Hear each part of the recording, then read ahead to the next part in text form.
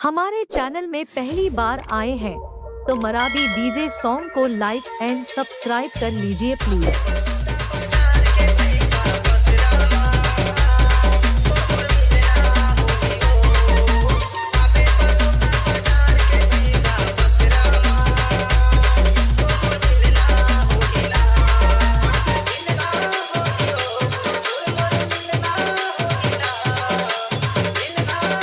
मरावी जी निगौरा वाला शिवा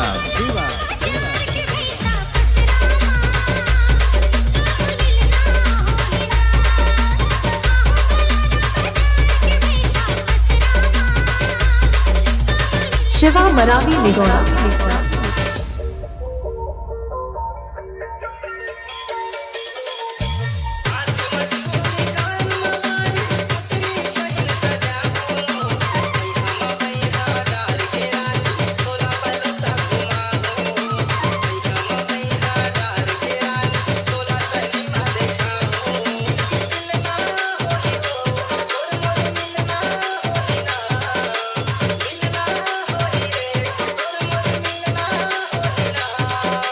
शिवा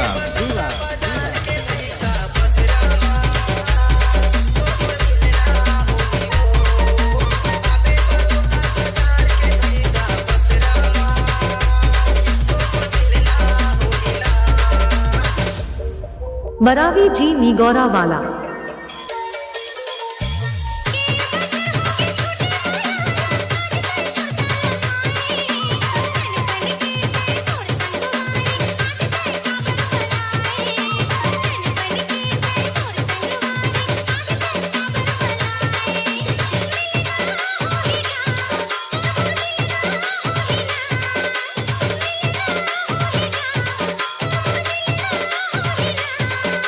शिवा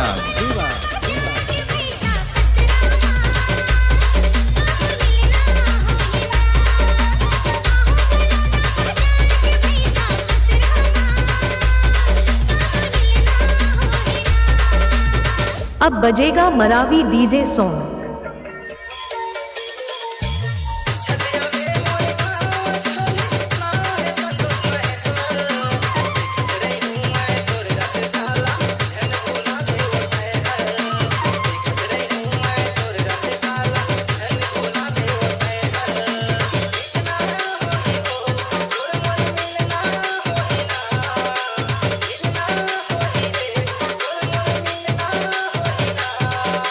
शिवा